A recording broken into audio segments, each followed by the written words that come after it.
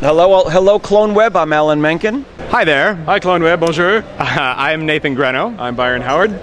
And we are the directors of Raiponce. Yes, and you are awesome, cloneweb. We love cloneweb. We do. We do. Go cloneweb. I love it. Cloneweb. Can I borrow this? Here, wait. This is what you need to do. Cloneweb. Lance vers moi. So this is the Disney feature number 50. How do you work especially on this one? This one was, well, because I'm working with some younger directors who are brilliant, and now I'm an older man than I was. Well, I was a kid when I came to Disney, and now I'm one of the old timers. So it's a different relationship. They really had a great influence on me and really pushed me into a more contemporary live action kind of feel for the score. And I really introduced them to the world of musicals. So it was a new dynamic. Did you miss the Disney movies with songs since La Ferme sur Bête? Well, since Home on the Range? Yep. Well, no, because I did Enchanted. Okay. So right. I got to do Enchanted. I like having a few years between them. Those years where I was doing like one a year was too much. You don't make a difference between animated features and live action feature like Enchanted? Well, they're different. Music? They're different, but as long as they're musicals, I love working on them. Enchanted was great. Working on live action was fabulous. And Tangled has been a project in development since many years. Oh my God, going all the way back to Walt. When did you came on the project? Oh, just maybe 3 years ago. So relatively recently. And I heard that you came with the idea of the country music for the folk movie? rock. I think not country. Folk rock. Yeah, I just felt that it was a fresh sound, and I felt that it really reflected Rapunzel and her long hair and her freedom. I thought that would be a really good blend, and it seems to have worked. And now that Tangled is over, what are your next projects with Disney? My next project, well, it's actually a stage project. It's Sister Act. It's opening on Broadway. I was opening in Hamburg on Broadway. We're doing actually stage adaptations of Aladdin and Newsies. I understand there'll be some other projects coming up at Disney, but at the moment, I don't know what they're going to be. Ils sont incapables de reproduire mon nez. Bonjour. Bonjour. Ravi de vous rencontrer. Alors j'ai appris qu'au départ vous deviez être réalisateur de Raiponce il y a quelques années. Qu'est-ce qui s'est passé et comment ça se fait que le film est passé, j'imagine, de la 2D à de la 3D?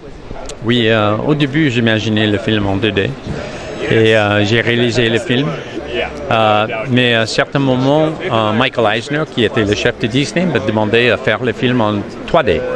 Et je disais, non mais Michael, aimes-tu les dessins que j'ai fait? Oui, je l'adore. C'est pas possible de le faire en 3D. Non mais Glen, il faut trouver un moyen d'animer ce film. Donc j'ai pensé que c'était un défi crédible et j'ai commencé à suivre ce chemin. Et à certains moments, ils ont pensé que peut-être Shrek est une direction intéressante pour les spectateurs. Et j'ai suivi une direction pour Rapunzel Unbraided pendant quelques ans. Et finalement, j'ai décidé, non, il faut que je le laisse tomber, cette idée, et de suivre la direction plus classique. Et après encore 3 ans, j'ai eu une crise cardiaque, en fait. Et j'ai décidé, pour moi, c'était plus important à trouver d'autres réalisateurs qui peuvent continuer à pousser à tout prix ce film et de me laisser concentrer sur l'animation. Donc je m'investis tout dans l'idée de trouver les aspects que j'adore en faisant les dessins et d'aider les animateurs de traduire les dessins pour l'animation en 3D. Et je suis très contente avec les résultats, en fait.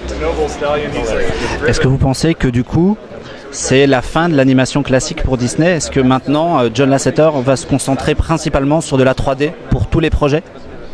Non, en fait, on est en train de développer un autre film en 2D. En fait, 2 films en 2D. Et non, pour Disney, ça va continuer. Le 2D, c'est très important et je pense, même grâce à l'ordinateur, on a une autre vision de 2D.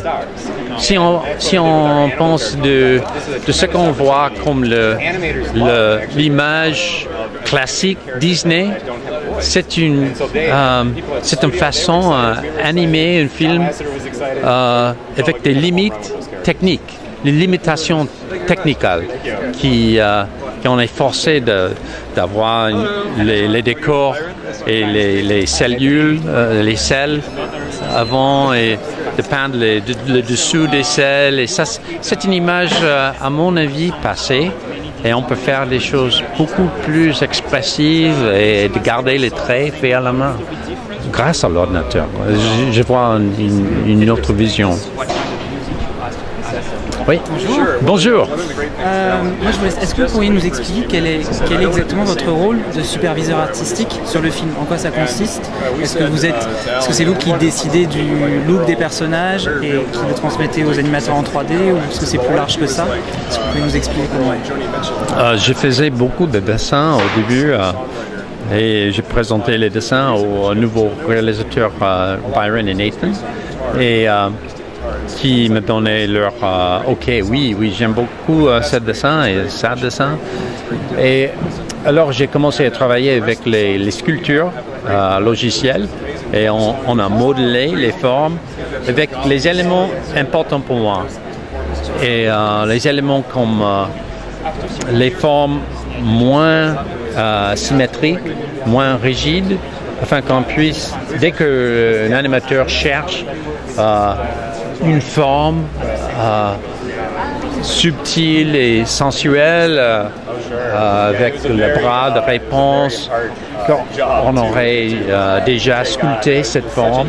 Et aussi, j'ai travaillé sur un tablet numérique où j'ai dessiné au-dessus chaque image faite en logiciel et j'ai essayé de faire les courbes et le rythme ou l'exagération, la caricature des expressions.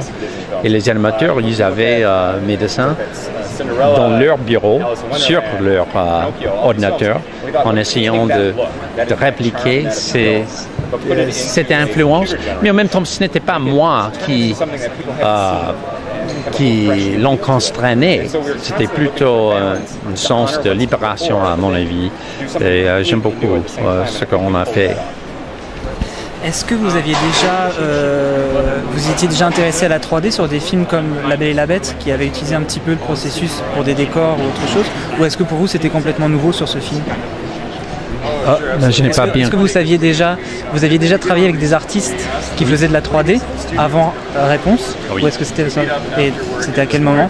Sur quel Au début, j'ai commencé sur un petit film avec John Lasseter en 81 ensemble. On a fait une petite animation de The Wild Things où John et moi on a vu le film Tron.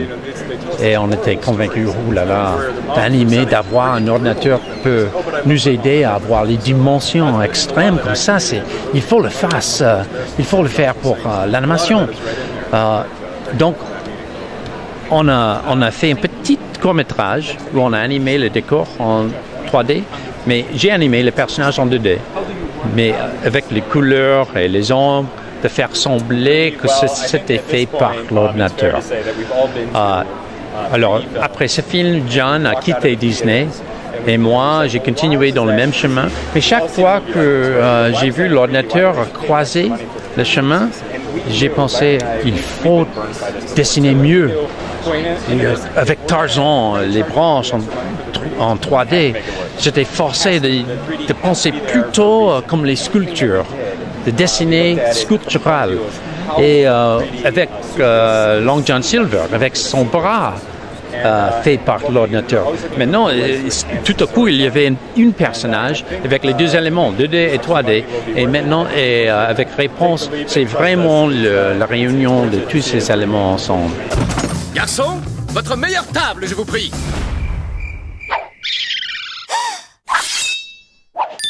My website is cloneweb. Ah, excellent. CloneWeb. Yeah. I think I've seen that actually. You know, I think every single one of I hope so. Every so often I cruise the web, you know. it's always a challenge because we're looking And there's a camera behind you. the best way to tell Another a story. one here. We're looking for a great movie in the end. So every time we saw the movie, the presentation you did last June. Right, over in movie in Paris. Right, we knew exactly. this one had to be special. And so now we are very impressed with the final results of the movie. I am very happy. Yep. Can you tell us what is your feeling about seeing the movie finally finished? Oh, the big thing was working with these guys, my team. I knew that it was going to be a great movie early on. And when we showed you in June, I knew that people were starting to see how good this could be. I just think between June and now, it's continued to grow and grow and grow with every sequence. And it's, I think, the brilliance of the directors being able to really find the tone of this film and just make people relish being in that world. It's such a great world to be in. She's a very determined girl. She knows what she wants to do. This is the first 3D movie you produced, I think. Actually, Treasure Planet, Planète de Trésor, was actually 50-50. It was 3D and 2D. But first, Le Bossu de Notre Dame was 2D. So I've gone 2D, 50-50, and now a full. How is it different?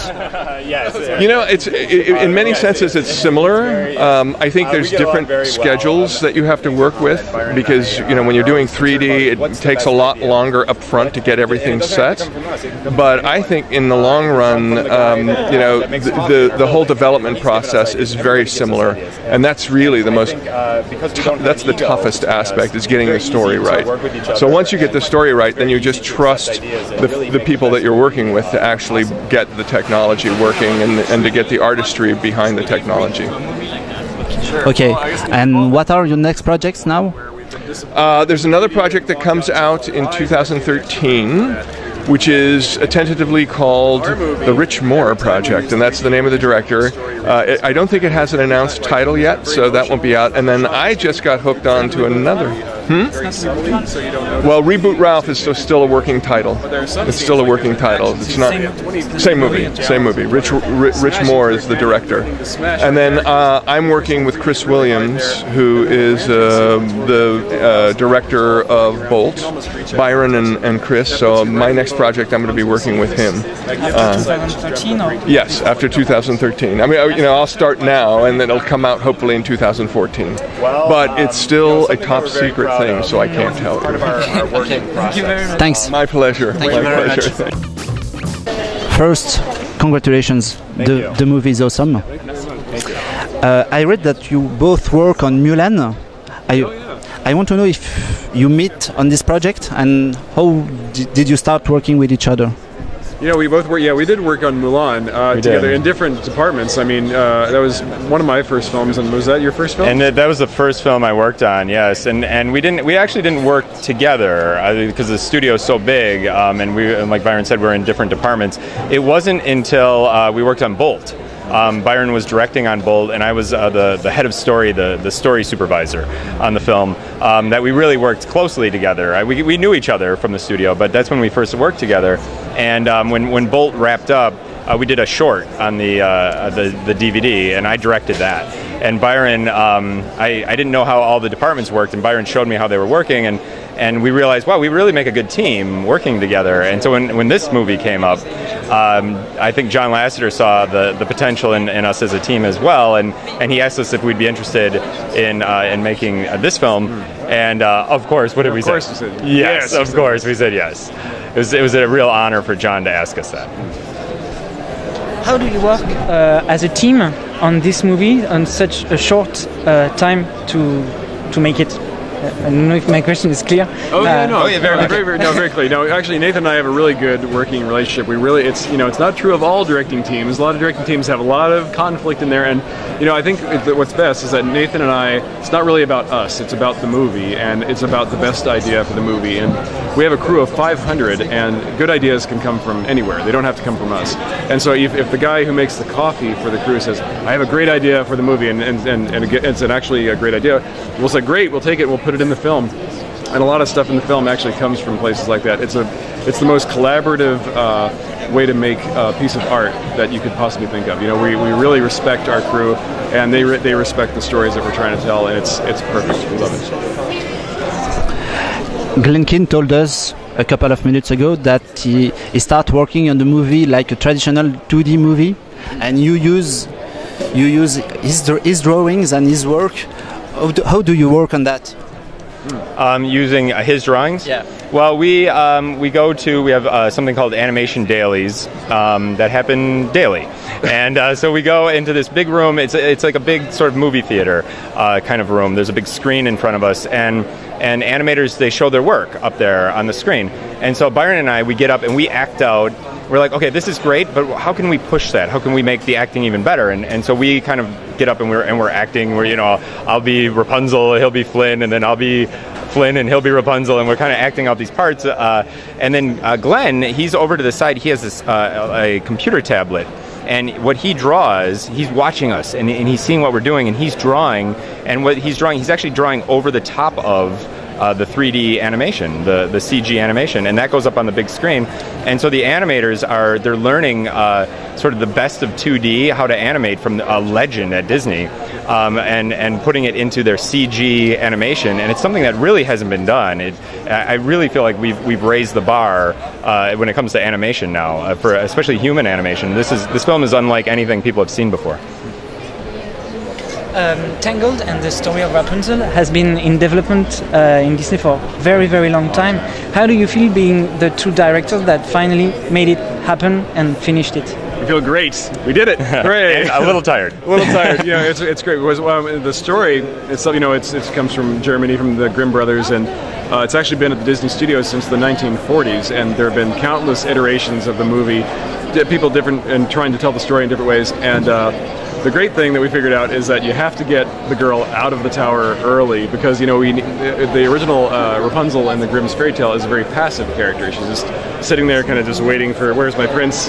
You know, just waiting for him to show up. And you have to have a girl that's very, have a lot of girl power, very intelligent, very talented, and driven, but with a very limited worldview. And that's where Flynn Rider comes in, because he has a great view of the world. He's been around the world for a long time.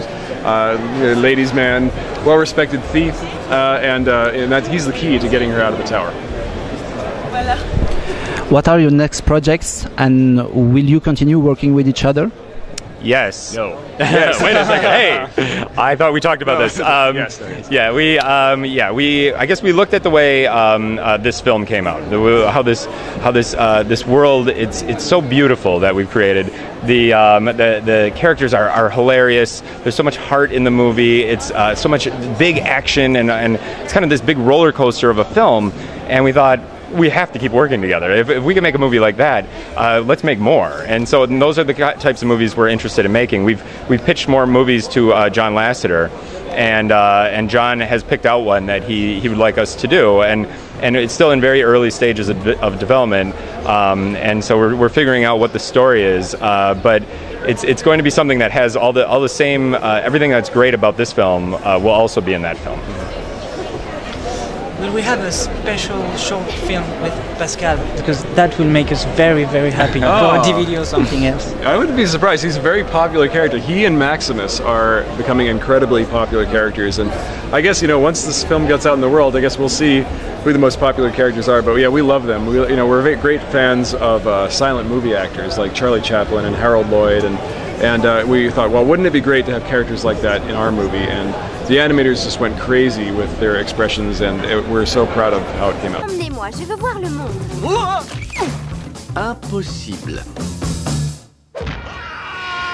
C'est votre deuxième collaboration avec Disney, mais c'est la première fois que c'est du doublage. Moi, je voulais savoir, pour commencer, en quoi c'était différent de faire du doublage de la scène. Je pense à Mozart, l'opéra rock. Ça n'a rien à voir, c'est beaucoup plus précis au niveau du doublage puisque c'est un travail d'orfèvre. C'est vraiment au millimètre près. Il faut coller à une intention, à une version originale, à pas dépasser de l'image et puis il faut interpréter. C'est vrai que dans Mozart l'Opéra Rock, j'ai un rôle assez restreint et là j'ai pu vraiment m'éclater à jouer un premier rôle en entier avec toutes les palettes d'émotions que ça impliquait. Donc c'était très enrichissant et très épanouissant pour une jeune comédienne. Ça vous a donné envie de faire du cinéma peut-être après, de faire autre chose devant la caméra? C'est autre chose de juste prêter sa voix et d'apparaître physiquement. Je sais pas si j'en serais capable. On verra. Si on me propose quelque chose, il faut que j'étudie, mais si je m'en sens pas capable, je ne le ferai pas. Aujourd'hui, je sais pas, je l'ai jamais fait. Voilà, mais jusqu'à présent, je fais que des choses que j'ai jamais fait, donc on verra bien. Donc pourquoi pas? Vous avez doublé les personnages avec Romain Duris et Isabelle Adjani. C'est un film qui parle pas mal de rêves. Est-ce que c'était un rêve d'en arriver là et de faire ça avec eux? J'ai jamais rêvé particulièrement de me retrouver, enfin j'aurais jamais imaginé me retrouver à côté de tels grands acteurs de cinéma. C'est déjà un honneur et c'était une belle rencontre. C'est d'être à leur côté, déjà ça, comment dire, ça me conforte un petit peu dans mon métier de comédienne.